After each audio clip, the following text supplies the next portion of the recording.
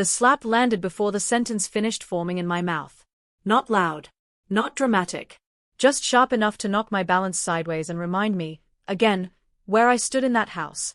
You couldn't even do this one thing, my husband Armin hissed, eyes flicking toward the hallway as if the walls themselves were witnesses. My mother asked you to wash her feet. I tasted blood. I tasted humiliation. And worse, I tasted how normal this had become. My mother-in-law sat on the velvet couch like a queen carved from stone, silk scarf perfectly arranged, feet bare, expression bored. She didn't look at me. She didn't have to. Her silence was approval. I was making dinner, I said quietly. The wrong tone. Too steady. Too proud. Armin's hand came again, harder this time. My ear rang. Somewhere in the apartment, a clock ticked loudly, counting seconds I'd never get back. You exist because of us, he said. Remember that. I bent down anyway. Not to wash her feet, but to steady myself. The marble floor was cold. It grounded me. I needed that, because my hands were shaking and my heart was doing something dangerous inside my chest. Then my phone vibrated. Once. Twice. Armin noticed. He always did. Who's that? He snapped. I didn't answer. I didn't have time. Outside, through the sheer curtains, I heard it. Engines. Low. Heavy. Expensive. Not one. Several. The sound rolled into the courtyard like thunder dressed in leather. Armin froze. My mother-in-law's head turned sharply now. The queen stirred. What is that? She asked. I stood up slowly, smoothing my dress, my pulse suddenly calm in a way that scared even me. The engines didn't shut off right away. They arrived with intention. With presence. Doors slammed. Voices, men's voices, confident, controlled. Armin rushed to the window. His face drained of color. One black Gelendvagen. Then another. And another. A full convoy, glossy and unmistakable, blocking the entire entrance like a moving wall of authority. My phone buzzed again. This time, I answered. I'm here, a man said on the other end. His voice was calm. Familiar. Dangerous in the way power always is when it doesn't need to shout. 10 minutes late. But I didn't forget you. I looked at Armin. For the first time since I married him, he looked afraid. And I realized, this wasn't rescue. This was the beginning of something far colder. Armin's fingers tightened around the curtain like it could save him. Who are those people? He whispered, no longer angry, just small. I didn't answer right away. I walked past him, past my mother-in-law who was now sitting straighter, adjusting her scarf like dignity could be reapplied once lost.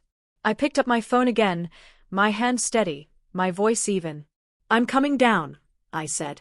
Armin grabbed my wrist. Hard. Reflex. Ownership. You're not going anywhere. That's when the doorbell rang.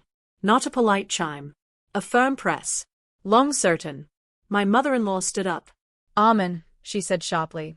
Open the door. He hesitated. I felt it, the shift. For years, fear had lived only in me. Now it had a second home. When he opened the door, the apartment seemed to shrink. 3 men stood there. All in dark coats. No smiles. No aggression either. Just presence. The kind that makes air feel heavier. The one in front met my eyes immediately. Alina, he said. Not asking. Knowing. Behind them, through the open door, I could see more men near the elevators. The building's concierge hovered uselessly, pale. My mother-in-law stepped forward. Excuse me, she said coolly. What is the meaning of this? The man didn't look at her. He said calmly. We're here for her. Silence dropped like glass shattering inward. Armin laughed, a short, nervous sound. This is a misunderstanding. That's my wife. The man finally turned his head slightly. Just enough. We know. I slipped my wrist free. Armin didn't stop me. In the elevator, no one spoke. My reflection stared back at me from the mirrored walls, cheek red, eyes clear. I didn't recognize her. She looked awake. When the doors opened, the courtyard was full. 4 Gelendvagens. Engines idling. Tinted windows. Men positioned like chess pieces. Neighbors peeking from balconies. Phones out. Rumors forming in real time. One man stepped forward from the lead vehicle. Gray hair. Tailored coat. Expensive watch worn like it didn't matter. He stopped in front of me. You're thinner than last time, he said quietly. I didn't expect you, I replied. You didn't ask, he corrected. But you never stopped being my responsibility. Behind me, Armin had followed, too curious to stay hidden. Who are you? He demanded, voice cracking. The man turned fully now. My name, he said, is the reason you should never have raised your hand to her. Armin opened his mouth. But before he could speak, two men gently, but firmly, took hold of his arms. And that's when my mother-in-law screamed my name like a curse. My mother-in-law's scream echoed off the concrete like it could rewind time. Let him go, she shrieked, pushing past Armin's frozen body toward me. This is a family matter. The gray-haired man didn't raise his voice. He didn't need to. Family, he said, calmly, doesn't leave bruises. That was when the neighbors went silent. Phones lowered. A wordless understanding spread. Something ugly had been exposed. Armin twisted in the guard's grip. She's lying, he snapped, eyes darting between me and the man beside me. She's dramatic. She provoked. I turned to him. Say it again, I said softly. He stopped. Because for the first time, he saw it. My fear was gone. The man beside me, Mikhail, placed a coat over my shoulders. I hadn't realized I was cold until then. His hand rested there, not possessive, not gentle either. Protective in a way that felt earned. Get in, he said. I hesitated. Not because I was afraid to leave, but because I knew once I did, there was no returning to who I used to be. Behind me, my mother-in-law dropped her voice to a hiss. You ungrateful girl. Do you know what you're doing? You will regret this. I leaned close enough for her to hear only me. I already regretted staying. The car door closed with a final, heavy sound. As we pulled away, I watched Armin through the tinted glass. He was shouting now. To whom, I wasn't sure. Power looks loud when it's dying. Inside the Gelendvagen, the leather smelled expensive. Quiet. Controlled. Nothing like the apartment I'd lived in, where every room felt like a test I kept failing. Mikhail didn't look at me as the gates slid open. Do you want a hospital? He asked. Or the truth? I swallowed. The truth. He nodded. Then you need to understand something first. The car turned onto the main road. Two vehicles followed behind us. One ahead. Your husband, Mikhail continued, is not as small as you think. I frowned. What do you mean? He owes people. Dangerous people. And your silence, he finally met my eyes, was collateral. My heart thudded hard. And your mother-in-law? I asked. Mikhail exhaled slowly. She knew exactly who she married you into. The car slowed. Ahead, flashing lights cut across the road, blue and red. Police. Too many. Mikhail's jaw tightened. That, he said quietly, was faster than expected. The police cars didn't rush us. They waited. Lights spinning slowly, deliberately, like this wasn't an emergency, but a performance. A message meant to be seen. Mikhail lifted a hand. Our driver slowed to a stop.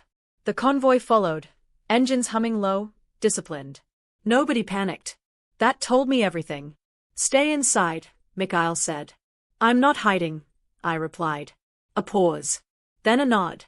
Stand next to me. Doors opened in near unison. Cold air rushed in. The smell of asphalt, exhaust, something metallic. Officers stepped forward, hands near holsters, faces already tense. They weren't expecting this kind of symmetry. This kind of money. A tall officer approached. Vehicle inspection, he said, eyes flicking to the convoy behind us. Routine. Mikhail smiled politely. It didn't reach his eyes. Of course, he said, handing over documents. The officer took them, and froze. He flipped one page. Then another.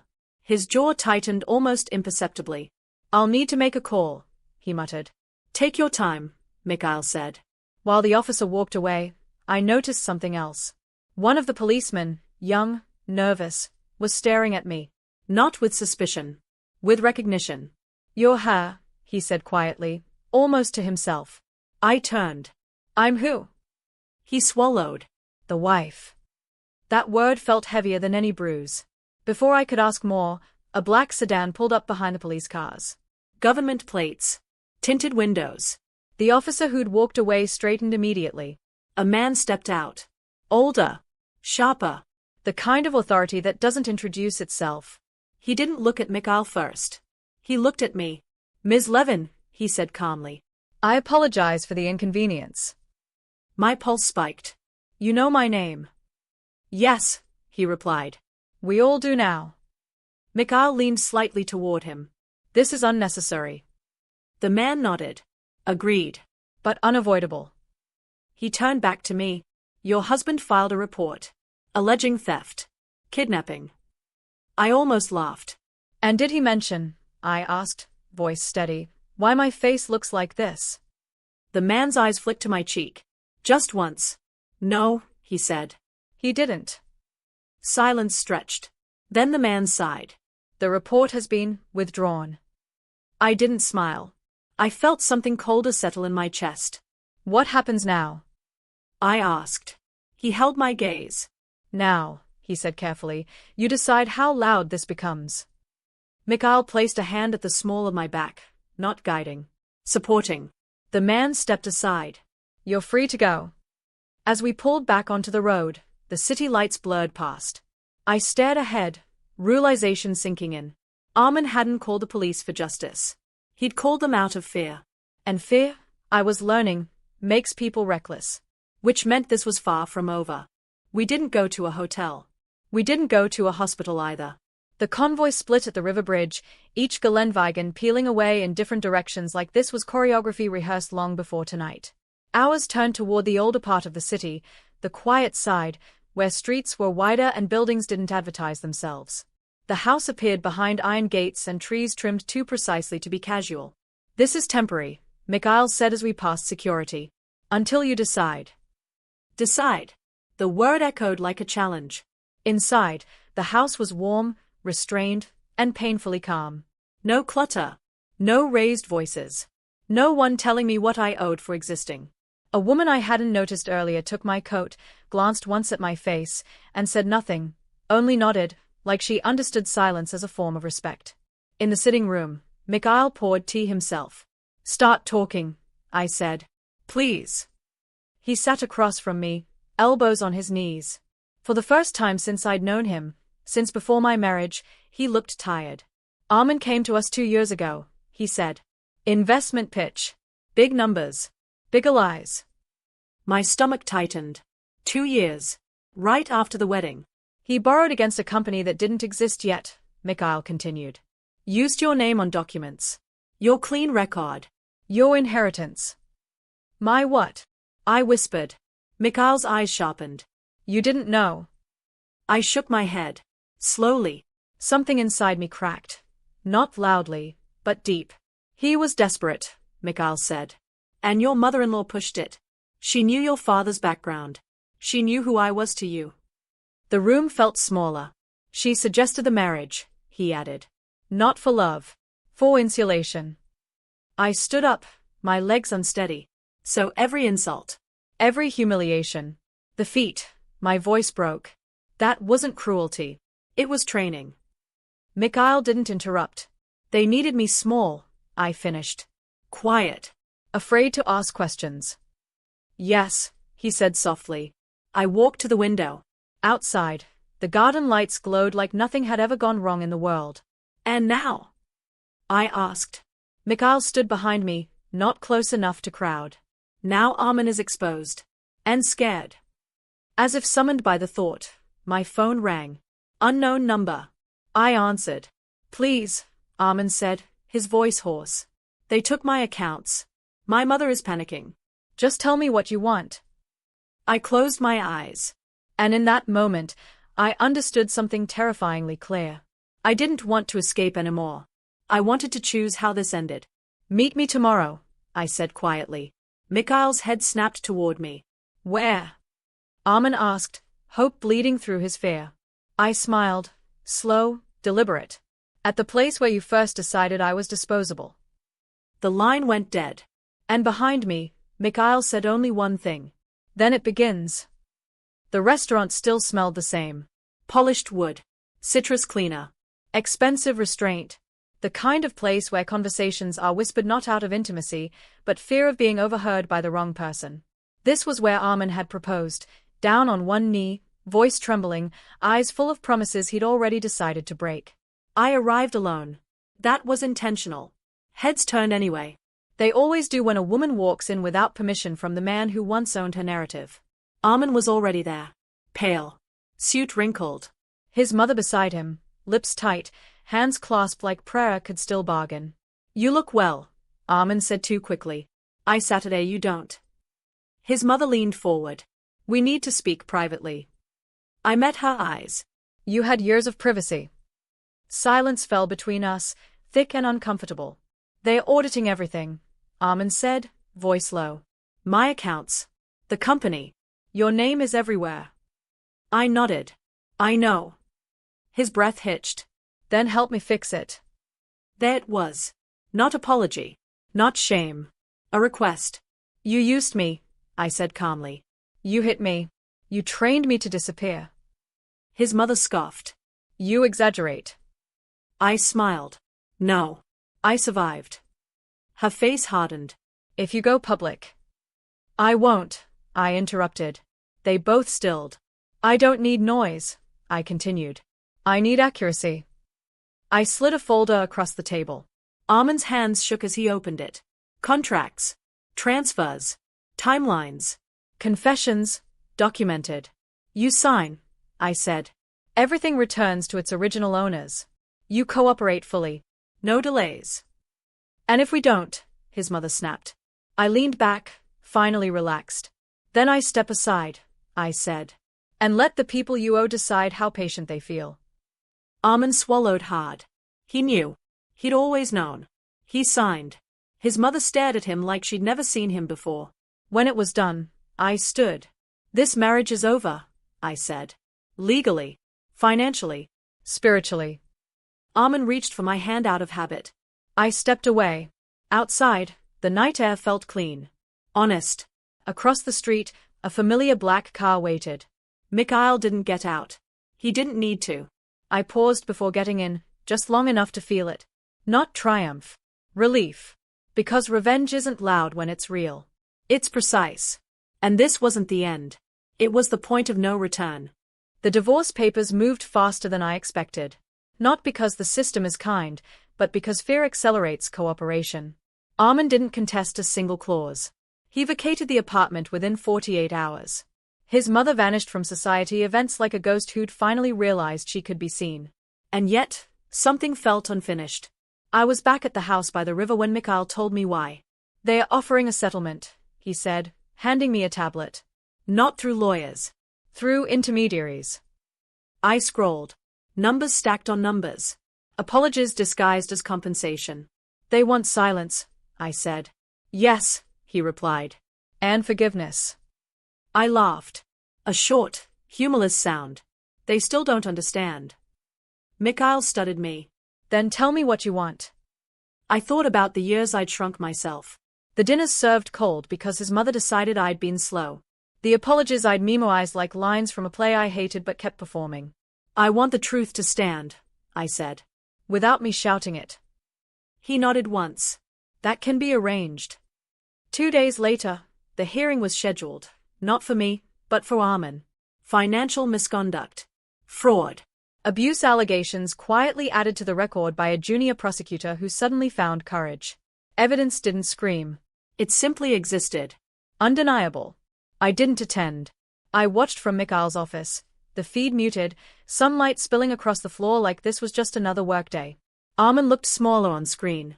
Not because of prison blues, because no one was shielding him anymore. No mother. No wife. No illusion. His eyes searched the room as if I might appear out of habit. I didn't. When the judge adjourned, Mikhail turned to me. "There's one more thing." He hesitated. "Rare." "What?" I asked. "Your father," he said. "Before he died, he left instructions. Not just for me." My chest tightened. "Go on." "There's a trust," Mikhail continued. "Old. Quiet. Designed for situations exactly like this." I stared at him. "You never told me." "You were supposed to live without needing it," he said gently. He hoped you'd never know. "And now?" "Now," Mikhail said, handing me a sealed envelope. It becomes public tomorrow. My name was already printed on the front. Legal. Financial. Irreversible. I held it, feeling the weight of everything that had been hidden from me, for protection, not control. Outside, the city moved on, unaware that by morning, certain narratives would collapse. I didn't open the envelope yet, because Part 8 wasn't about what I gained. It was about what they lost. When the truth finally spoke for itself. The announcement was brief. No press conference. No interviews. Just filings, clean, public, permanent.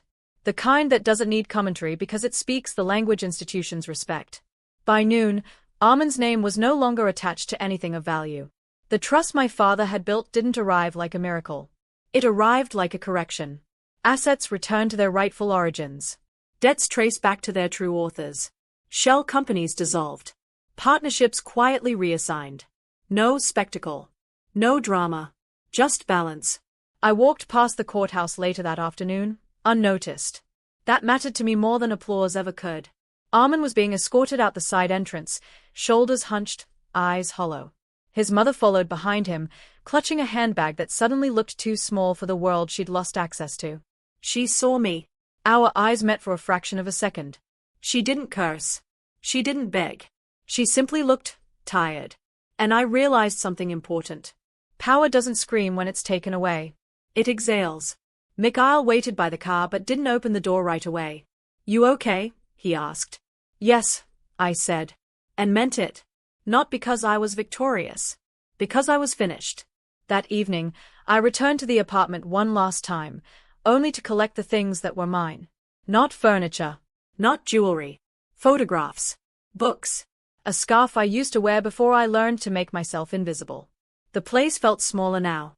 Like it always had. I wondered how I'd mistaken confinement for stability. At the door, I paused. Not out of nostalgia, but closure. Some lives don't need revenge. They need reclaiming. Weeks later, my name appeared where it always should have. On boards, documents, decisions. Not as someone's wife. Not as collateral. As myself. I didn't change my number. I didn't move cities. I didn't erase the past. I simply stopped letting it define me. Sometimes, at night, I remember the sound of engines pulling into that courtyard. The moment fear changed direction. Not because someone came to save me, but because I finally allowed myself to be found. And that, I've learned, is the quietest form of justice there is. Completed.